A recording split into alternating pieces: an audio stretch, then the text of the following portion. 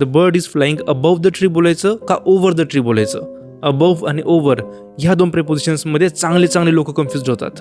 हे बघा, अबवचं लॉजिक एकदम साधं आणि सोपं आहे. जेव्हा आपण पोझिशन बद्दल बोलत असतो तेव्हा अबव वापरायचं. जसं the clock is above the table, इथे आपण सांगतोय का घड्याळाची पोझिशन टेबलच्या वरती आहे. The fan is above my head, इथे आपण सांगतोय का फॅनची पोझिशन माझ्या डोक्याच्या वरती आहे. Nashik is 1800 feet above the sea level, या वाक्यामध्ये आपण सांगतोय का नाशिकची पोझिशन समुद्र सपाटीपासून 1800 फूट उंचावरती आहे. आणि असंच अबवचा वापर तापमान सांगण्यासाठी सुद्धा केला जातो. याचे एक्झाम्पल स्क्रीनवरती आहेत. आता बघू ओव्हर ह्या प्रिपोजिशन बद्दल. जेव्हा एखाद्या गोष्टीच्या वरून किंवा एखाद्या गोष्टीला क्रॉस करून मुवमेंट होते तेव्हा त्या गोष्टीच्या आधी आपण ओव्हर वापरतो. जसं ही जम्प्ड ओव्हर द वॉल, इथे आपण वॉलच्या आधी ओव्हर वापरलं कारण उडी मारण्याची मुवमेंट वॉलला क्रॉस करून होते.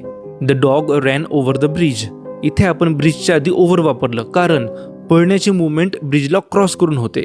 समजा मी तुम्हाला असं बोललो का that plane flew over the building, आता इथे मी बिल्डिंगच्या आधी ओव्हर वापरले, त्याच्यावरून तुम्हाला काय समजायला पाहिजे का मुवमेंट बिल्डिंगच्या वरून बिल्डिंगला क्रॉस करून होते. म्हणजेच तुमच्या डोक्यामध्ये असं काहीतरी चित्र बनलं पाहिजे. आता हा आहे सुरुवातीचा प्रश्न, याच्यामध्ये अबव यूज होईल की ओव्हर यूज होईल? हे जर तुम्ही मला कॉमेंट्समध्ये सांगितलं तर मी तुम्हाला एक PDF सेंड करेल ज्याच्यामध्ये आज शिकलेला अबव आणि ओव्हरचा डिफरन्स प्लस ओव्हरचे काही एक्स्ट्रा युजेस आहेत. आजचा टॉपिक जर तुम्हाला समजला असेल तर व्हिडिओला लाईक आणि शेअर करा आणि असंच मराठीत इंग्रजी शिकण्यासाठी या चॅनलला नक्की फॉलो करा. थँक्यू.